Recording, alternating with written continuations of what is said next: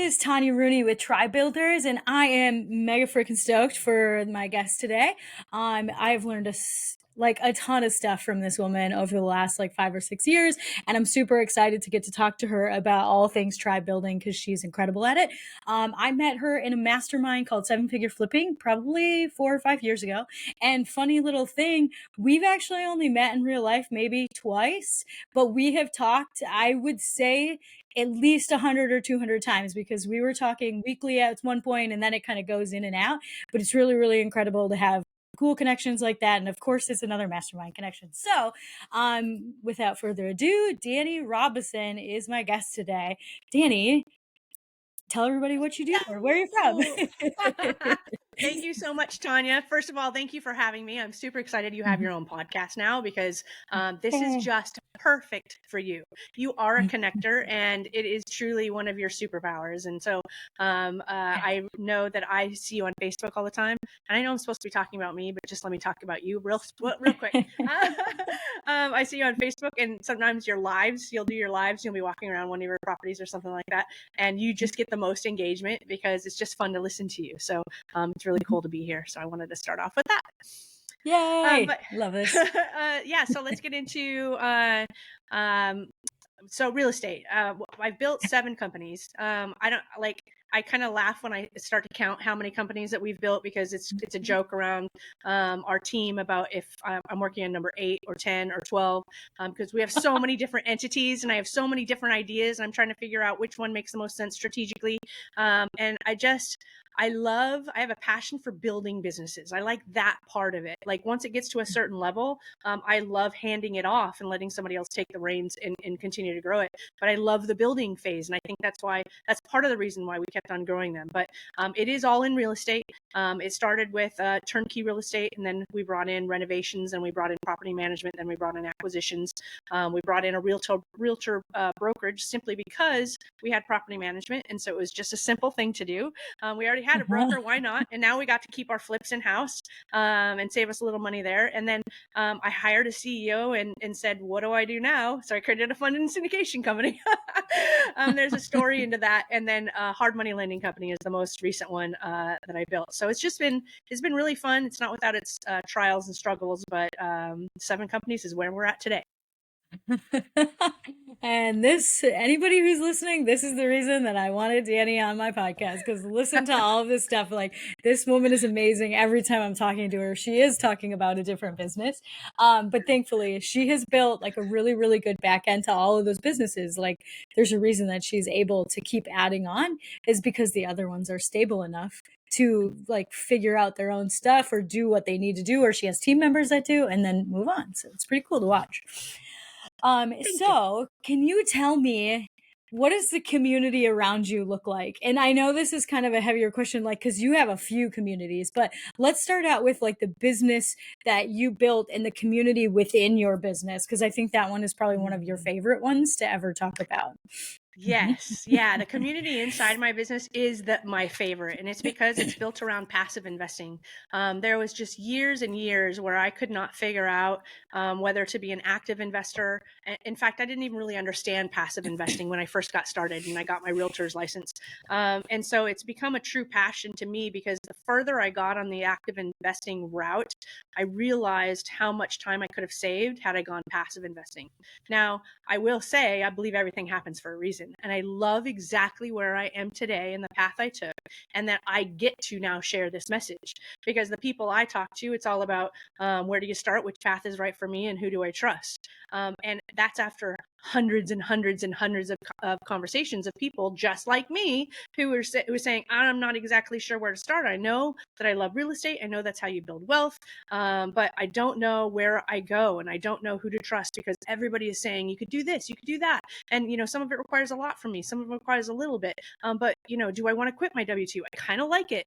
And there's just, these worlds of different conversations that I get to hear over and over. And so it became a passion in me to kind of close out the noise and just say, hey, what is it that you truly want to do? Do you love what you're doing? And if you love what you're doing and you want to be spending time with your family, then stop thinking about trying to quit your W-2 job in order to gain wealth, because there's an easier and better way. You can invest in other people who actually love the active investing side, like yourself.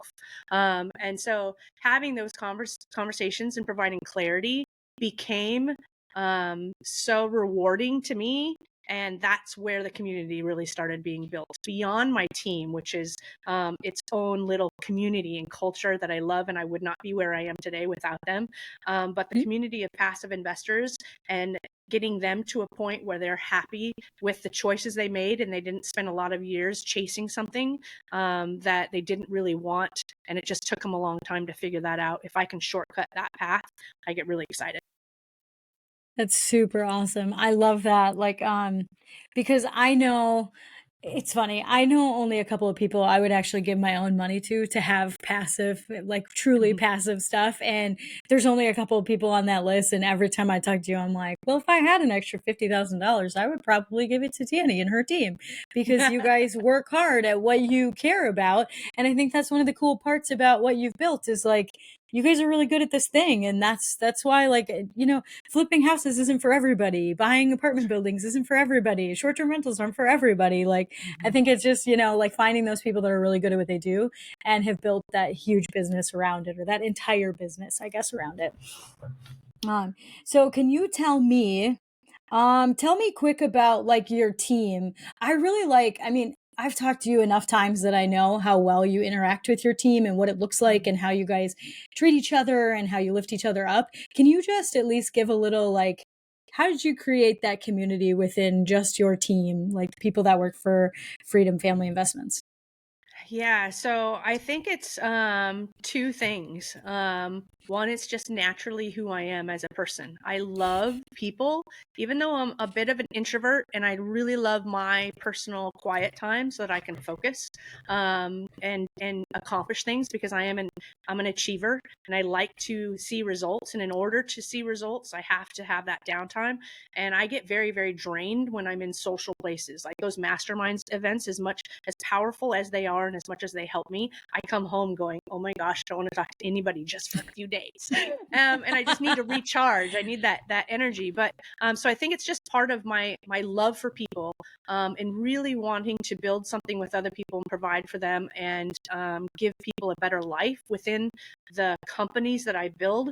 Because if the people within my team are happy and enjoying and loving what they do, they are going to serve our clients and our investors so much better, because they just have a passion for it, and they have a passion for what we're on a mission to do. They have a passion for the people that they're working with. So we have so many parties, and we've got so many, there's so much culture. We've got this big long list of all the things that we want to do. Like, there's a dream manager happens to be one of the things on our list. Somebody who actually works in the company for the team, to figure out what are your dreams, what do you want to pursue, and that's just really, really, it's just critical to our success, because hiring is probably one of the toughest things, and you can't always keep them there forever. That's just not a thing. You have to be okay with them leaving, but having them leave on good terms and pursuing something that they are really passionate about is something to be celebrated. And then the other side of the coin, I won't talk as much about. I worked in a culture that was the opposite. It was very, very toxic, and the turnover there was ridiculous. And I gave it a year. I gave it my all to try and change it, and I couldn't, because of the one of the people in it. And I just will never ever work in a place like that, because it affects everybody around you. You don't really ever succeed because you can't build the team that's going to get you there. Mm-hmm. Oh, that's super awesome. I like it when people really put a spotlight on honestly hiring and then the culture that you create, because we all know toxic companies. We've either been a part of them, we've watched them happen, we literally read about it on the news. I mean, truly, some of these big huge companies, they have turnover for a reason. Like, I know people who have worked for some of those really, really big guys that everybody knows that rhymes with Amazon. and and people, I literally know people only last 2 or 3 years at those companies, and there's reasons. And there's a whole entire culture around it, and getting to actually be in control of that is super fun. And it's really fun to watch you, because every time I talk to you, I know there's something cool going on your team, and I typically do hear about something, and it's like, your team isn't all stateside, it's even VAs from other countries, and you guys still seem to figure out a way to make it super fun for people that you don't even meet, you've never met in real life. And I find that to be really cool. Like, it's something I know that you guys are proud of it, and I just want to say kudos to something like that, because it takes a lot. It does. Yes. It's a job in and of itself, but we have a great team, and they've taken it on their shoulders to help the culture thrive. And we have over 80 team members now, and I would say over half of them are from the Philippines. So it is quite remarkable how the team has figured out how to keep virtual people engaged, because even some of our US people are virtual. Our COO is lives in Georgia. Our managing director of our fund and syndication company is in North Carolina. Our fund manager is in Florida. We're literally just spread everywhere. And that's the one thing we can take from COVID. Thank you, COVID. It's taught us all how to be virtual and how to work and make that work, because now you can take the top talent from anywhere in the world. It's remarkable. Yeah, I love that about how you build community. I feel like it's one of your talents. But let's move over to communities you join. So one of the reasons that I love you is the value of a mastermind, and you utilize them really well. So can you say what's your strategy to A, choosing a mastermind, and then B, once you get in there, how to get info? Yeah, so the very first mastermind I joined, I called 3 different masterminds to figure out, I wanted to learn what they were. If I'm going to invest this money, what is a mastermind? What are you going to do? How are you going to help? And who are you? What does that culture look like? Because it's pretty often a very good investment. And not only are you going to invest your money, but now you got to commit your time to it, or you got nothing for the money you just invested. So I interviewed 3, and I ultimately landed on Bill Allen's 7-figure flipping, because the other 2 were just trying to pitch me. That's it.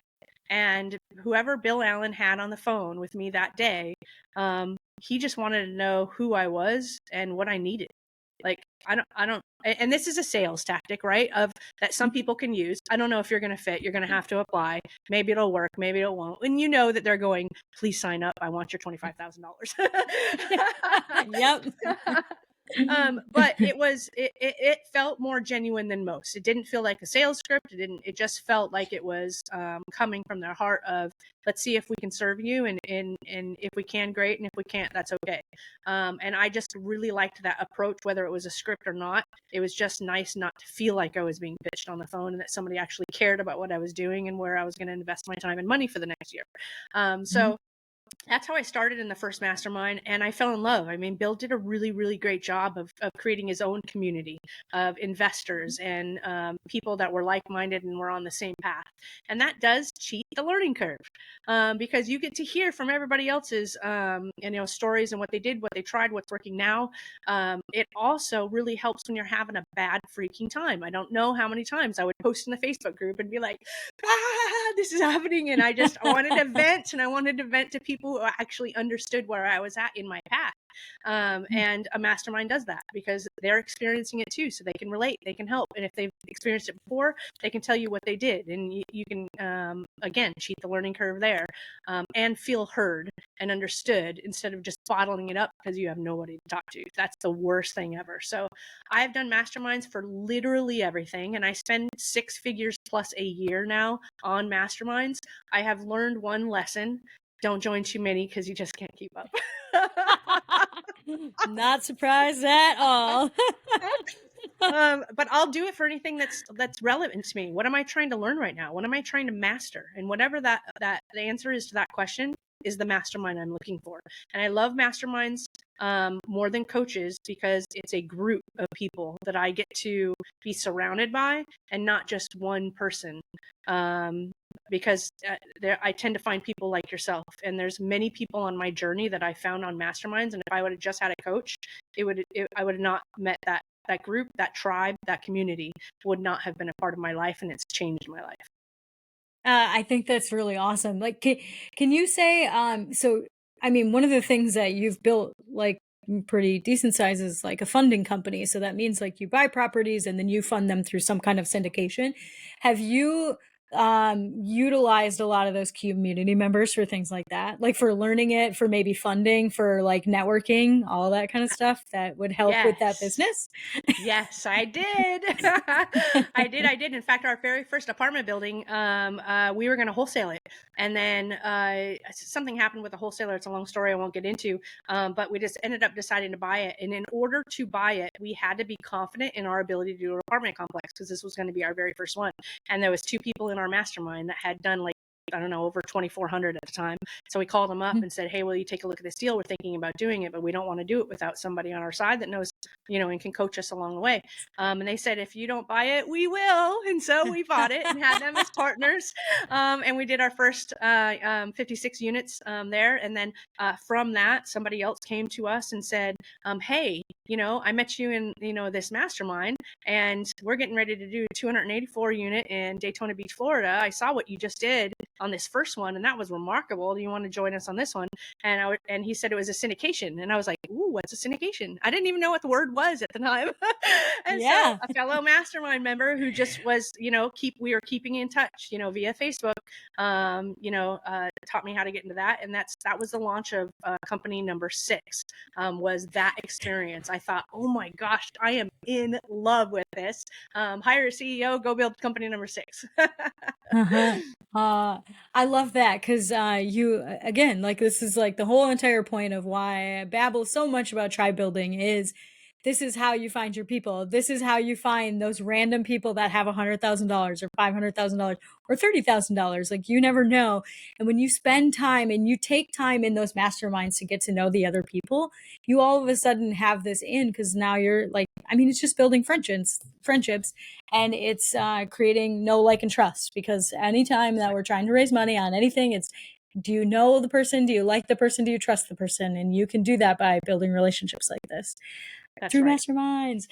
Do you have any cool tactics of what you do when you join a mastermind to network? Because a lot of masterminds are, I mean, they're national. Like I don't know any, I don't have any local ones actually. I do everything national. So how do you make a random friend when all you're doing is being on Zoom calls or maybe in a Slack channel with, 100 other people? What does that look like for you? Yeah, so for me, I get very engaged online. Again, I'm an introvert. Like I don't really I'm not going to be the person running around in the room and talking to people. I'm going to be the one sitting down and letting people come to me. I think that's how we met, because you are one of those people who go out and find the introverts like me who are just sitting there by themselves and don't want to do the networking part. So I use the group. So I figure out, is it Slack, is it Facebook group, and I reach out and say, hey, this is who I am. This is what I do. If there's anything that I can do to help you, please let me know. That's always my introduction. How can I give value? And then every single time I'm having a problem, I jump in that same group and say, here's what I'm going through. Can anybody help? And it's always that back and forth. And if we do something really cool, I go, hey, we did something really cool. Here's my process doc for it, or here's the idea, or here's the resource. So it's just constantly being engaged with them. It got harder when I joined too many masterminds. That's when I really lost building that great network, because I just couldn't keep up, with even being in the groups, let alone going to all the events. But for me, it was really, it was my way of being comfortable with building that network, which is virtually. And then I would get on Zoom calls privately and one-on-one, because there's power in my one-on-one. I can really dig in and build a relationship because I very much care about the person in front of me. I'm just not a small talk person. I can't get in the middle of like 10 people and pretend I'm going to get to know 10 people at once. And so I don't even try. I just sit there and listen. But if I'm one-on-one, then I can, go deep and really understand who they are as a person and how I can help. I think that's so fantastic because I've watched you do stuff like this. Like, I mean, we're on chapter 10 of our story, so I'm just trying to show people like introverts can do this too. Because you are literally talking about how many you've said introvert at least 5 times already, because that's the kind of person you are, and that's like honestly, you're comfortable identifying as no, I'm an introvert, but you still go out and do things. Mm-hmm. So now I'm kind of curious: is being introverted, does it feel like, okay, I always talk about self-limiting beliefs, and now I'm just trying to think, is being an introvert a self-limiting belief? Completely fine if it is, because Mm-hmm. you've leaned into your self-limiting belief Mm-hmm. of being an introvert then, because Mm-hmm. you've like manipulated how you deal with it, I guess, in a way. So I guess separate question, do you have any limited self-limiting beliefs? Like that's just a good straightforward question. I do. I've never met anybody who doesn't. You know what surprises me is that I look up to a lot of people who are where I want to be, thinking that they've figured it out, that they've overcome them. And it turns out, nope, they have the exact same self-limiting beliefs nearly everybody has. It's just at a different level. And I'll give you a couple examples. Remind me of luxury cars if I don't get there. But I'm going to go Okay. back to the introvert really quick. I hate labels, and I hate, taking my identity somewhere. But introvert is it's just the truth of who I am. Like, I'm not going to get up and randomly go, "Hi, my name is Dani," and try and shortcut my way into a conversation of somebody I don't know. I just think there's no value in it. There's no purpose in it. At the same time, you can do that, and you do it effectively. I feel like I'm so like, I hate wasting time, like, and I hate wasting energy. I want to do something that Uh-huh. I love, that I have a passion for, that fills me up, not drains me. And so introvert is just the easiest label that I can stick on that. And I Mhm. figured out, as you said, how to make it work for me. Uh, And that could be a self-limiting belief, because could I go, I have in the past, I just hated it. I yeah, you're hated walking up uncomfortable. to people. Yeah. I was just like, this is ridiculous. How many people did I meet that I can't provide any value to them, and they can't provide any value to me? That was just a waste of my time. And I just hated that feeling of wasting time when we have such limited time. But I did learn that I could get on stage, or I could share virtually, or I could get on podcasts like this, share my story, and the right people get attracted to me. And then you Yes. build your crowd, like in your community, so much bigger, because it's a one to many. I stopped wasting my time. I started putting my time to use, because I paid attention to my feelings and what I felt was a waste, and how I thought I could do it better. And it led me to this, and it's really catapulted my community and my success as a result. Now, to go into the self-limiting beliefs, I think that they're self-doubt, self-worth, fear. I think they're all the things that everybody has. Fear of failure, sometimes fear of success. That was a very interesting one to me when I started thinking about it. Is like, am I afraid to be successful? Like, what happens when I'm successful? What does that mean? And you start going, what is it like to live up there? A lot of people are going to judge you, and you have bigger problems, and what do you do with all of these things? Like, you just have this fear of the unknown. And so I think those limiting beliefs, you could probably have 20 people on a podcast, and I'd probably relate in some way, shape, or form to every single one, right? But fear is many times the bottom line of it, and then just doubting who you are and the value that you can bring. What is it called? Imposter syndrome. That's just, always one. Am I providing value? Can I even help these people? Why are they listening to me?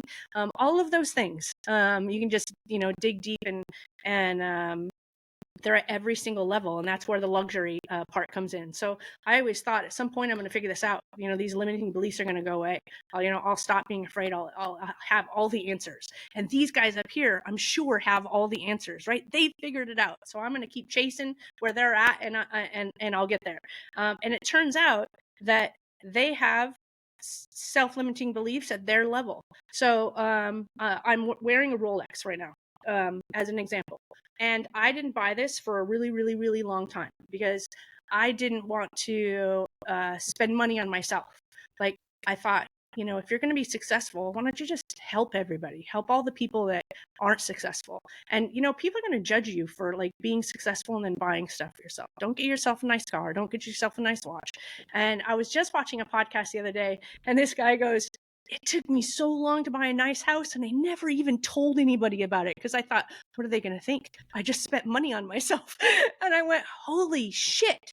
Like, I'm not the only one that thinks about this stuff, that thinks, that I shouldn't be spending money on me, and are people going to judge? So like, we're getting ready to actually launch some videos about a new car that we just bought, because this is like a real recent like thing that I went, one of my coaches was just like, Dani, why do you not like nice things?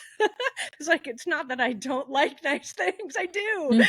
But I just don't feel like I should be spending money on myself. I should be spending money on the business, or I should be spending money helping other causes, people that don't have the luxuries that I already have. I'm good. I don't need anything else. And he really taught me like abundance. He's like, there's more than enough like for everybody, right? And you believe that. And I was like, of course I do. That's why I got this far in the first place, because like, I can go as far as I want. There's more than enough. And I'm happy to help other people because there's more than enough. He's like, okay, so isn't there enough money for you to go treat yourself and spoil yourself and still give back to everybody? And I was like, oh, yeah. And so I went and bought new clothes. I bought a watch. We bought a car. Like, and it wasn't like crazy. Like, I didn't go off the deep end, but it was really nice to actually, take care of ourselves. So it's pretty, yeah. I love this so fucking much because I wanted to point out, like, I mean, all of this stuff that you just said, between talking about you, like how you should yourself, like I should be doing this and I should be doing that, and everybody fucking does that. And I think it's important to talk about it because you just said, like, all these people are up at this other level. Like, whoever you're chasing, they're at a higher level than you, and then you're at a higher level than some people. But not knowing that those people are like, oh, fuck, how am I going to get to this next thing? If you don't know stuff like that, you just like put them on a pedestal and you're just not sure, like, well, what the heck? How am I supposed to get there? Or how did they get there? But finding out that people have self-limiting beliefs and they still get over them and do the things, I find it to be so, so important. And it's so interesting to talk to all my friends, all the people in my community that still have this, but they have successful businesses anyway. And then talking about spending money on yourself, geez, it's so crazy how much guilt we have, which is so funny because we do these things to make money. The whole entire point of doing this is like, we want to make money. We're trying to build a legacy, whatever the heck it is, whatever our reasons are. And then we're like, oh shit. Like, I don't really want to. Sometimes for me, it's a couple $100 that I feel guilty. And how crazy is that? Like, I know I have a couple $100. It's not that big of a deal. So it's really, really fun to listen to somebody's perspective on that it's like, oh, like you had to literally be coached through this. Like, fucking paid for a coach to tell you it's okay to spend your own damn money that you've worked your ass off and all this time. And I know Flip has his fancy car. I know that, that was a treat for you guys to buy that. He had wanted to for a really long time. And now finally realizing, hey, Dani, you could do this too, like you could each have a cute little amazing car because you can afford it. And oh my God, I love that you shared that story because it's fun to see. It's terrible to see that we all have this, but it's fun to see people overcome it because you probably just gave one person that's going to listen to this permission to go buy a fucking watch or go buy a fucking like Disney pass or go buy a car. Like, it's not that big of a deal. That's right. And if all of a sudden you don't have money for the car, you just fucking sell the car. Like, who gives a shit? And you move on. Like everything is still worth something afterwards. So I love that. I really appreciate you like just sharing that because sometimes it's so simple, right?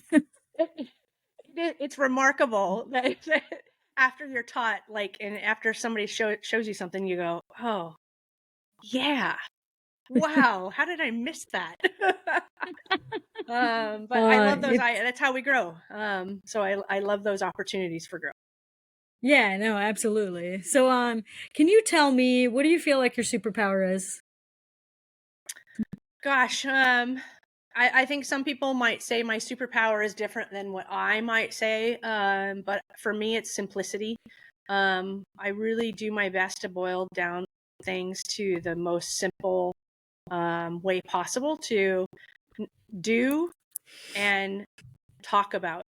because there's so much complexity in especially the real estate world. And a lot of people will come and say that they haven't invested because they just don't understand it. And that's where the questions come in. Where do I start? Which path is right for me? And who do I trust? They get stuck on those questions for the longest time when they could be building wealth, because it doesn't have to be hard. And it gets hard when you're going down the active route, because when you're going down the active route, you really have to learn what you're doing, find your community, find the people who are going to help you cheat that learning curve. Be comfortable with losing money, because I don't know one person in real estate that hasn't lost money. And if you haven't been in real estate long enough. Be comfortable with getting sued, because I don't know anybody in real estate that hasn't been sued. And if they haven't been, they just haven't been in there long enough. It's just a reality of being an active investor. And so I think so many people just go down the active investor route first because they don't know about the passive investing route. And that's where, like, I just get really, really passionate about sharing this with people, because it just doesn't have to be hard. Like, life can be easy. We can live a quality life. We can keep our money, grow our money. We can have time with our family. We can go on vacations. We can do whatever it is that we want. We just have to find the community that's going to help us get us there, and teach us the things that we don't know yet. That's going to give us the next step, and then the next step, and then the next step. So that's what I get really, really geeked out about, because I'm 52, and you don't have to waste a lot of time getting to where you want to go. I know people in their 20s and 30s that are where I wish I was back when I was in 20s and 30s. So it's about all of us figuring it out and passing our knowledge on to everybody else, so that they can cheat the learning curve, and not have to be chasing financial freedom, and figuring out how to design their life the right way before making a lot of mistakes and getting there 10 years later. Yeah, I think that's awesome and beautifully said, because it is true. I think we all make life a hell of a lot harder than it needs to be. And when it's easy, it's so much more fun. It's just, it doesn't mean like all the hard is gone, because that's never going to happen. But, if it seems a lot more fun, or there's maybe a little less hard here and there, why not just hit your post to that? For sure. I've learned like kind of a cheat code. My coach actually taught me this. He said, choose joy. Anything that brings you joy, choose joy. And the more often you choose joy, you end up finding your path. You end up finding your purpose. Follow your energy. Follow your body. Your body tells you when it doesn't want to be doing something. It's frustrated, doesn't like it. Build those pieces of paper that you have on the left column, the things you don't like to do and that drain you of energy. And then the right column, the things that you love to do that give you energy. They're the times where, time flies as opposed to time is standing still. And follow that, follow those instincts and those gut things, and you find your true path if you stay focused on joy and your energy and how your body is talking to you. And I found that to be true. And again, didn't learn that until my 50s. Dang it. So I'm like, come on. Okay. So I'm teaching my team. I had them do the exercise. I was like, everybody create your own Excel. I want you to write this on the left and write this on the right. And how do you answer this question? Does time fly? If I'm doing this, does it fly? And I go, whoa, 3 hours just passed. What happened there? Or did it actually 10 minutes go by and it felt like 3 hours, because you literally hate what you were just doing? And build those columns. And I said, now you're going to look at your entire team. You're going to find the things that are on your left, and you're going to see who in your team has those on the right. And we're going to start swapping, and we're going to figure out how to make our lives better and do what we're super passionate about and what we're really good at. And that's how we get better as a company without changing one thing, not in our personnel. We just divide and conquer and figure out who's great at what. Yeah, that's so awesome. Like, I love talking to people about stuff like that too, that it's like, if you hate it, then figure out anything, figure out the way, figure whatever you need to out to be able to give that to somebody else. Then if you have to hire your first employee to give that stuff away, well, what kinds of steps do you need to take right now so you can make enough money to pay that employee? That's right. So that you don't have to do that thing anymore, because it's not really fun to be butting up against like all the time. Yes. Like, Agreed. I don't want to do bookkeeping all the time. I don't mind like auditing it here and there, but I sure don't want to do that. But there's some people that's their jam. Like, they wake up and they're like, yes, I get to hop in this spreadsheet, or I get to hang out in QuickBooks all day. And it is okay if you're not that person. Go find the other. Right. Yes. Yeah, right. Oh, gross. So can you tell me then, what has been one of your biggest misses in business? It goes to the hiring and firing lane. Not firing quick enough for sure. And then when you're hiring or delegating, not holding them accountable. So I tend to think that everybody's just like me, you know? And so if I know how to do it, they know how to do it. And that assumption, as you grow a company, is a really bad assumption to make, because you are unique, you are powerful, your superpowers are not other people's superpowers. And even though you have a lot of respect for somebody and what they do, they're not always going to make the same decisions, and you need to hold them accountable to what you've asked them to do. I think as I've built leaders within our company, because I didn't hold them accountable, when I would step in to check on things, I would see what I knew was a really important foundational component to building a business. And it was a no-brainer, got dropped off, and it didn't happen. And why? Because it was on their left side. They didn't like it. They didn't enjoy it. They didn't think it was a priority. They didn't understand it, not to my level and to the vision that I was trying to go, and how important that piece to the puzzle was to go, so that we didn't fall back down. Now, as you grow, you start learning all of those things, and you start putting all of those dashboards and processes in place. Because when you're starting off, you don't want to necessarily do all of that work. You're about, hey, I need to make money. I need to do that. And that's important. You have to make money and prove the concept first. Don't go buy the business card, build a website, and do all the stuff until you've actually proved the concept. Yes, this works. I can actually make a living doing this. Okay, now let's go back and let's build the foundation. But don't keep on growing without the foundation being there. And for a lot of my business, I was there. I was in it. So I was going boom, boom, boom, boom, boom, boom, boom, boom. And as soon as I elevated myself in a way that I could allow somebody to take over, I needed to fill their mind with the gaps that I knew about, and then I thought that they knew about, because I thought, you're at this level. I respect you. You're doing a great job. Of course you know what I know. So boom, go. And so I think that that's my probably biggest miss in growing, because the bigger you get, the harder it is to turn the ship and change things and fix things. So a lot of things we would have been able to go faster than we did, had we built a stronger foundation from the beginning. And I had taken people under my wings a little bit longer than just trusting them to know and understand what was in my head. It's awesome. It's a really good tip to knowing those kinds of things, because keeping people accountable is really important. Like even you saying that, I'm like, oh, that process probably needs to be better. Because I feel like any disconnects in my business, a lot of it comes down to accountability, and am I keeping them accountable? Do I know what they're doing? If I'm frustrated, the likelihood is it's because I don't know what they're doing. And then I'm just like, well, what are you doing over there? But if there was a process in place, that wouldn't happen. Yeah, I will give you one tip that we just implemented this year, and it's start of day, end of day reports. They have changed my life. And so at the very beginning of the day, they let you know what they're working on. And at the end of the day, they let you know what you accomplished. And some of our companies even have midday reports. So if it's a company that's generating revenue, and they're supposed to get a certain number of leads by the end of the day, let me talk about acquisitions, for example. They're supposed to make 6 offers a day for the acquisitions, each acquisition rep. So halfway through the day, if they're only at 1, that tells the leader, whoa, you're halfway through the day and you're supposed to get to 6 and you're at 1. And the leader gets to jump in and troubleshoot right then. Whereas it used to be maybe a weekly report, or maybe it was whenever I had time to check the KPI tracker.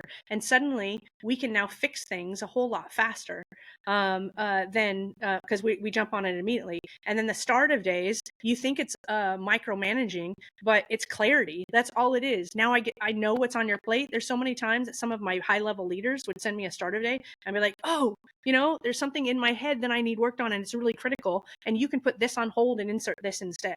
I would never be able to let them know that if I didn't get a start a day and understand what they were working on.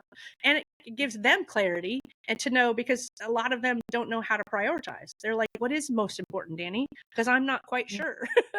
And so the clarity piece is better. And so we've actually taken temperatures on our team as we've gone through this, because it's very easy for people to think they're being micromanaged. Like, I don't want to do all this reporting. I've never had to do it before, and we've been fine. But they've not only done it themselves, they've had their reports underneath them do it, and they're like going, this is a game changer. I'm not telling you I was a fan at the beginning, but it's a game changer. So just a little for anybody who's growing a team, that took me about 6 years to figure out. Well, honestly, even for a solopreneur, that's a good idea. Like, I mean, there's so many people you can follow. There's so many ways you can do business. I think like that's really, really incredible and really, really overwhelming all at the same time. So if you were to like even do that yourself, like, you know, I only have a couple of people in my business, but even myself, it's like, oh yeah, that's probably a good idea. Like just to show like here, these are the priorities. And like, I mean, there's plenty of people that say like, do your most important 3 things right away in the morning. And then after that, it's just gravy. So I think that's a really, really good tip. That's good. Tell me, what do you feel like one of your biggest wins has been? I'm sure you have a few, but what's one good one you want to share? Yeah. I think the biggest win is really where we're at today, the team and the family of companies. When you're building business, like there's stats about who succeeds and how many fail, right? And I don't know what the stats are, but let's just say it's, I heard on a podcast last night, it was 95% of businesses fail after like within 5 years or something like that. I think that's pretty high. I don't know if that stat's accurate, but to think that we've built 7 and we've built such a great culture, and it hasn't been all sunshine and rainbows, you know, certainly it's been its roller coaster, but to think that we're still here and that we're still going, and literally it's been at the support of other investors who trusted us because we've allowed investors to invest in our companies as we grew, and it's because of them and because of the team that we are where we are today, and we are able to shift. So like we're in the middle of a shift right now with the market and what's happening, and it's always about mitigating risk, right, and making sure that you're pivoted, and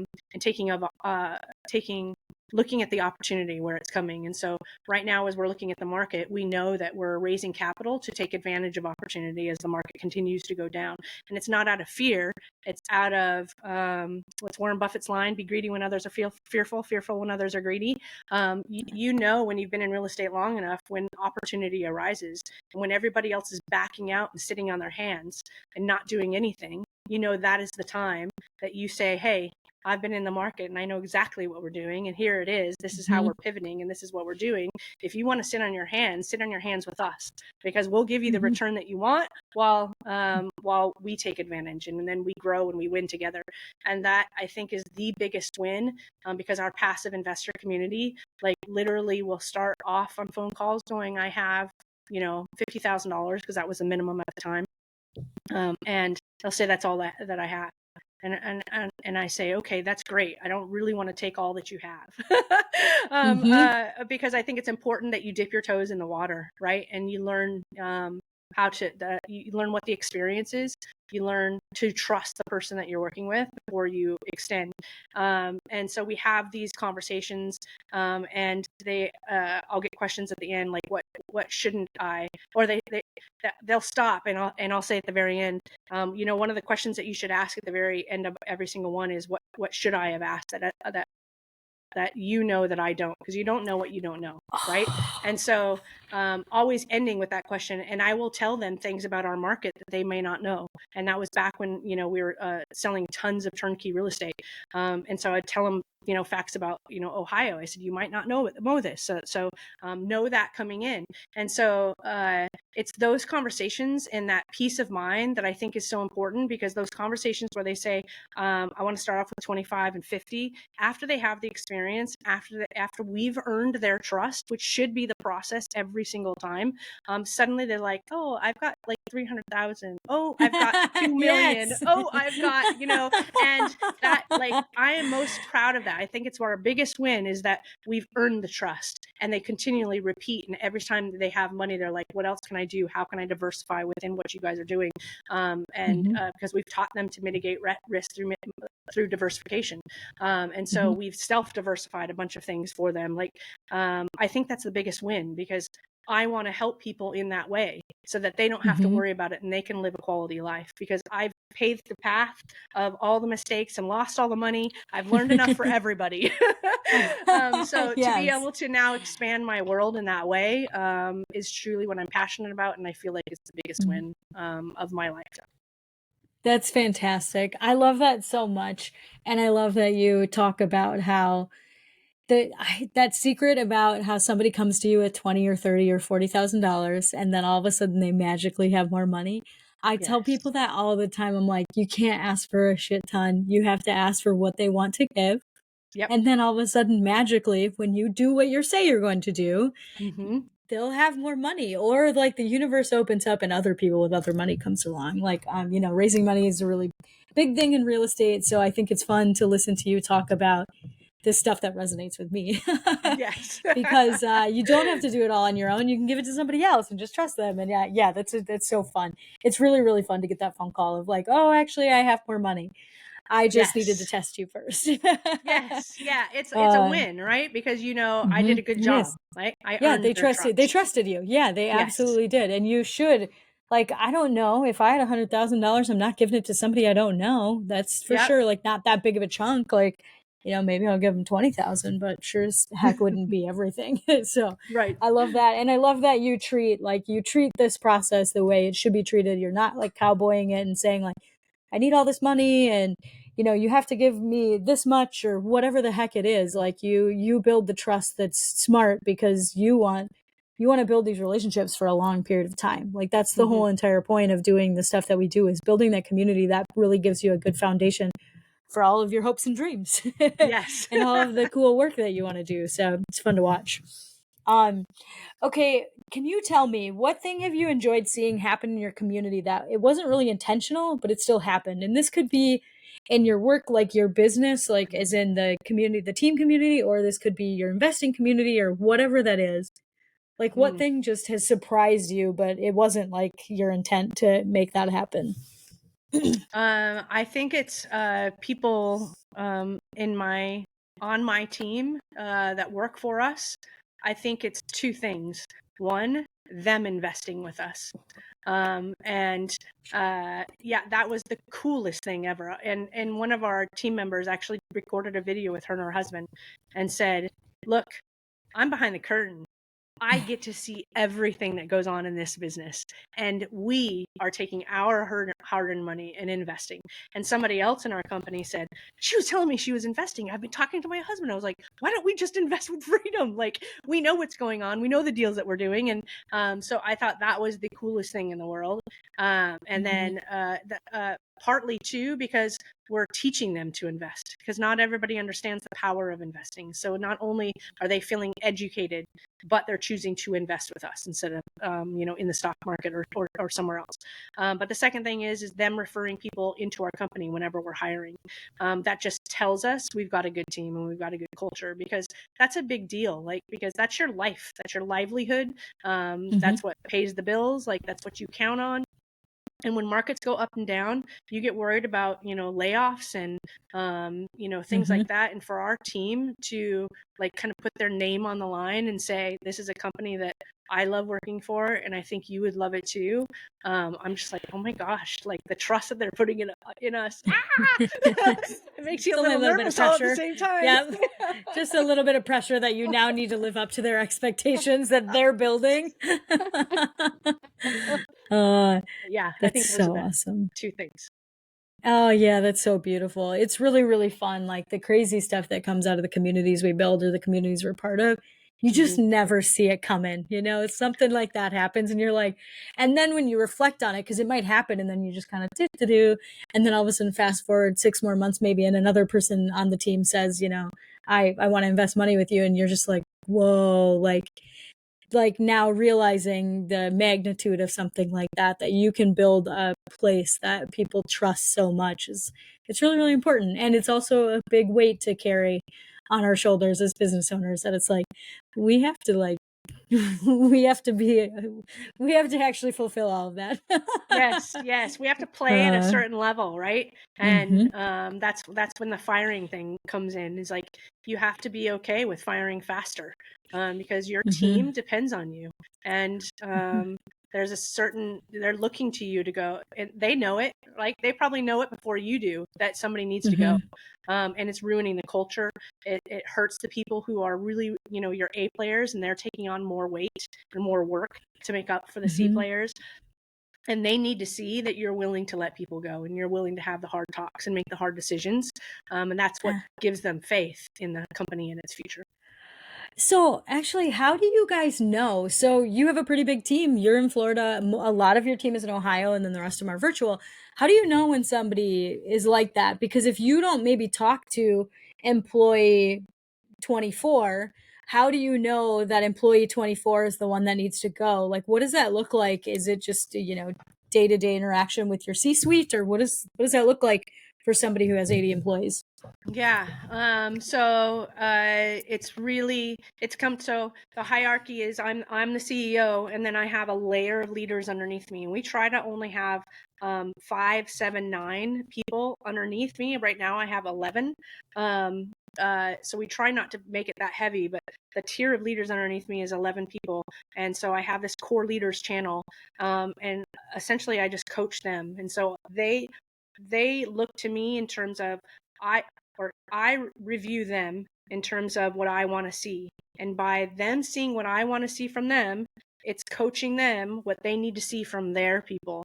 And I will literally say it like that. And I will say, this is what I'm looking for from you. And this is what I expect in our one-on-ones. These are the updates that I need. Here's the struggles that I'm finding in what you're saying. So like one person, has a hard problem blaming other people all the time.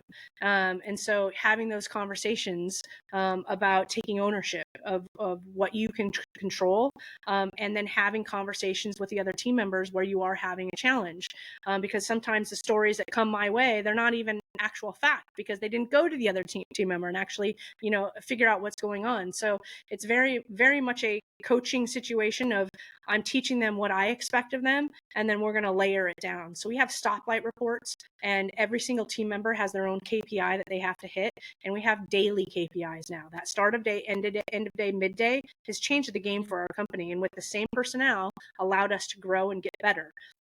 And it's because now we're seeing what's your capacity, how are you doing, are you doing the most important activities, do you know what you're prioritizing, and here's the stoplight report that gives you that clarity if you didn't know before. And so are their stoplights green, are they orange, are they red? And you're having those conversations. And then we created a job expectations manual. We're now giving our team members 6 paid weeks off per year, and that is like crazy. And I said, how we can do this is because these are the job expectations. This is the clarity I want you to have on what we expect from you in order for you to be on this company and in this team. And we want you to be meeting your performance expectations. We want you to be helping us troubleshoot, because we, the leaders, can't do it all. All the bottlenecks happen because we're trying to do it all. And if the bottlenecks happen, we don't get to grow. We end up dropping balls because you guys are waiting on us, and we can't get to you because 10 other people are waiting on us too. So we need you to start troubleshooting, and we need you to start solving problems. So as you encounter a challenge, come to us with 3 solutions. What are your ideas? Because you actually might have a better idea than we would have had thought of anyway. And so now they have all of these things of speaking up in meetings, because how many times do you as a leader go, I need your feedback, and then you get crickets. And you're like, okay, anybody, can you help me out here? So in their job expectations, it's speaking up, like offering an idea, offering a solution. It doesn't matter if we take it or not.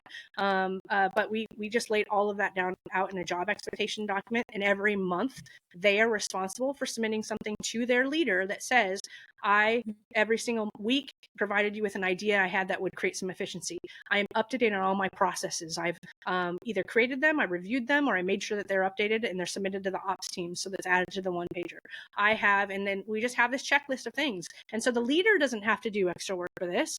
The person in the seat gives it to the leader, and the leader reviews it. And I just did one for some of our leaders, and I looked through it, and she was like, I didn't do all of them, but here's the ones I did. And one of them is, did I create revenue for the company?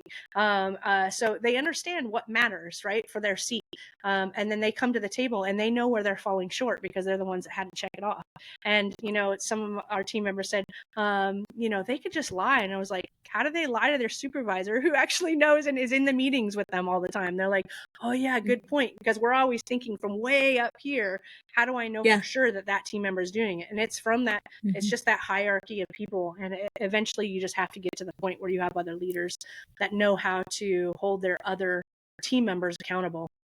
And like I said, the more we put in place, I just thought my team was going to come kicking and screaming.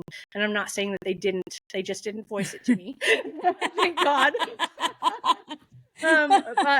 But like we've done those check-ins and they're like, it's changing the game. Like we understand who has capacity, who doesn't, because some of the team members wanted more. They wanted more responsibility and they were tired of people not doing their job and they were having to cover for them or pick up the weight.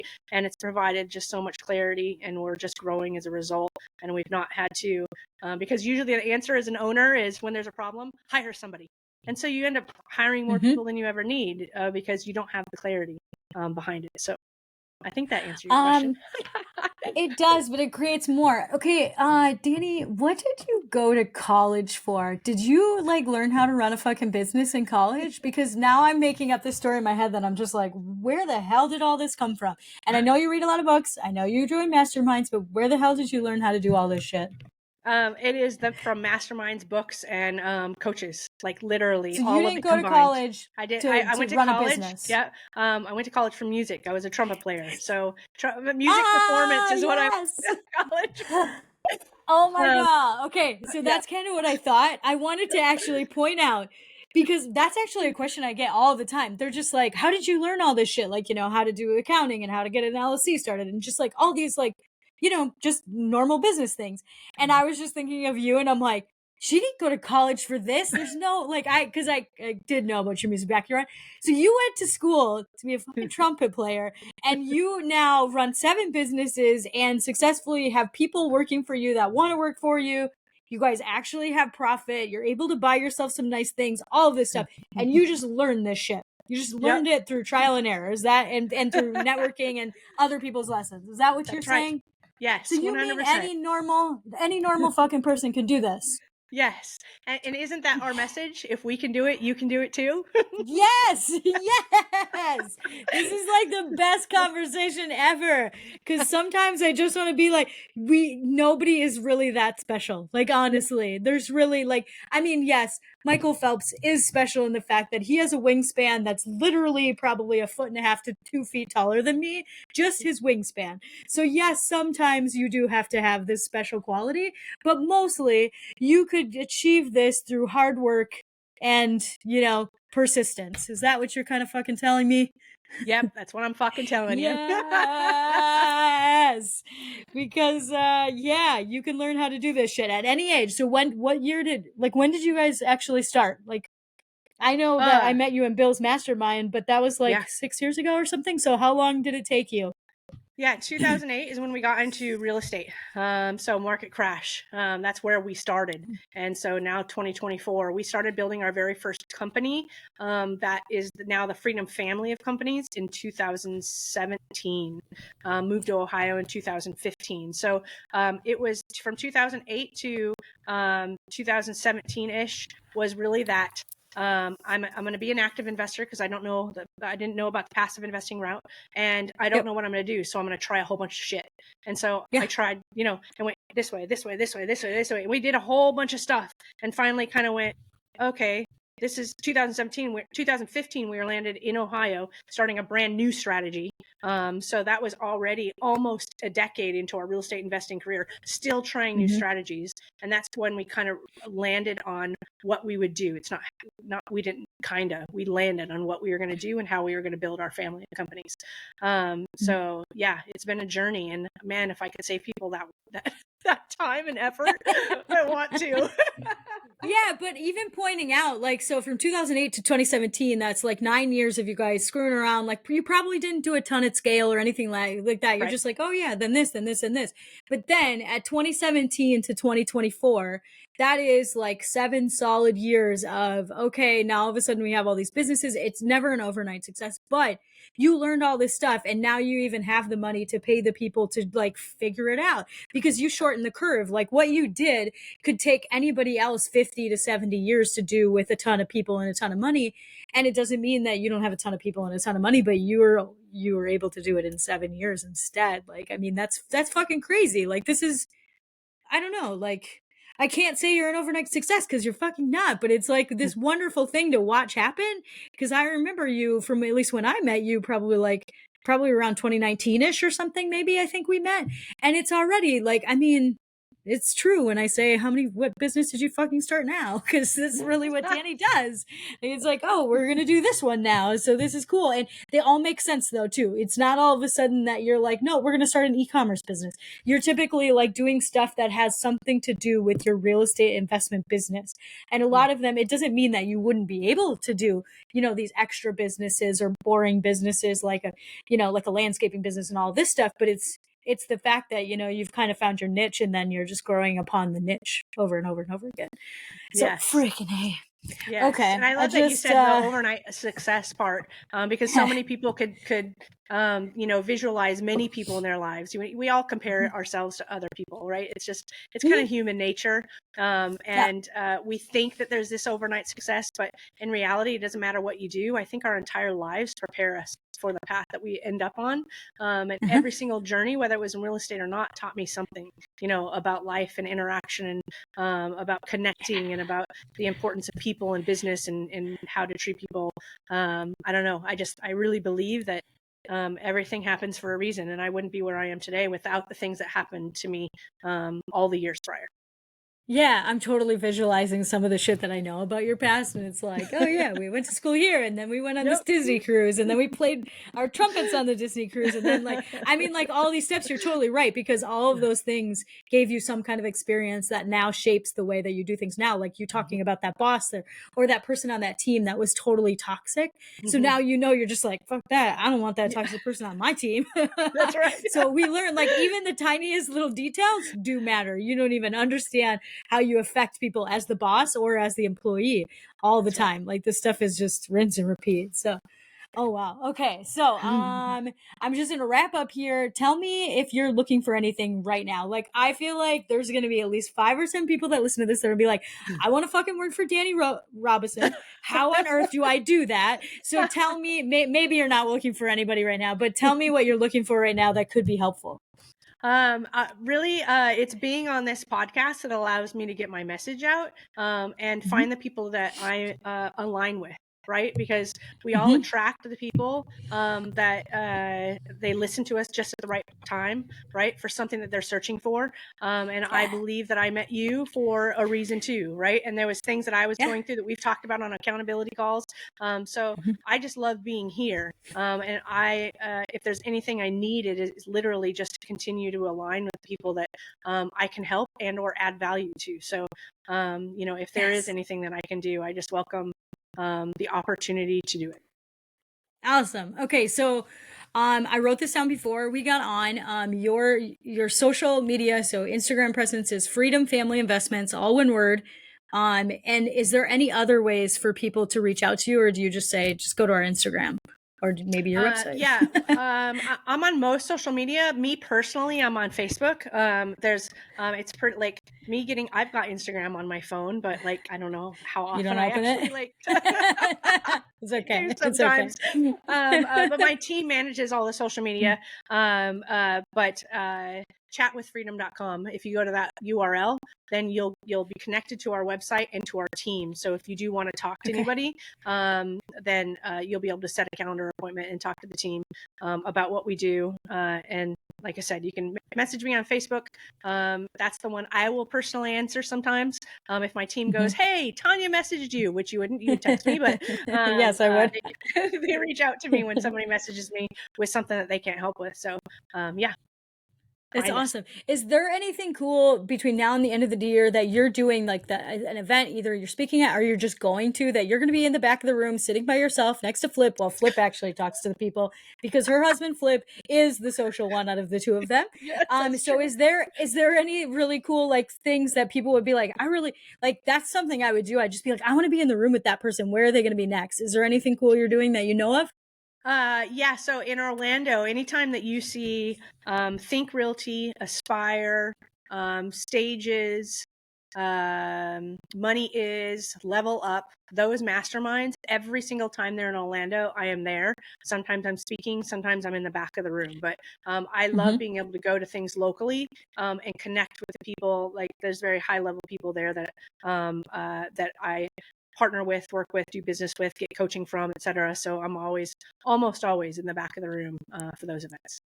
Awesome. Cool. So if somebody's in Orlando and wants to sit next to this shy human being that actually is full of life, I guess go to one of those or text me or send me a message and tell me about it, and I'll somehow connect you. I'll do some stalking for you to find out where's Dani. Awesome. Well, this was fantastic. Anybody that's listening, if anything resonated with you, please reach out to me, to Dani, to Dani's team. I don't care who it is. We love hearing that somebody actually listened to this and that you got something out of it. And I appreciate getting those messages, and I honestly share them every time I get one with whoever the heck I was talking to. So if you got something like that, please do. And thank you, Dani. You're fucking awesome. I've like gotten to spend so much time with you in accountability groups over the years, and you'll take my phone call. You entertain all the random fucking text messages I send you. And I appreciate the kind of human being you are, because it makes my life better knowing that I know that if I really needed some help, I could pick up the call or pick up the phone and call you, and you would answer pretty much every time, unless you're in 10 meetings. So I might have to get you outside of And I'll business just hours. text you back and just say, I'm in a meeting. I'll get back to you at this time. So thank you so much for giving me your time. You're fucking awesome. Everything about you is just delightful. So I appreciate the time. Yay. Thank you so much. I appreciate being here. Yeah. All right, everybody. Tune in next week to Tribe Builders for, I'm actually not sure who's going to be next week, but I hope that you enjoyed listening to this. Let us know if something was awesome. And if you liked it, please hit subscribe. Bye, guys. Bye, everybody.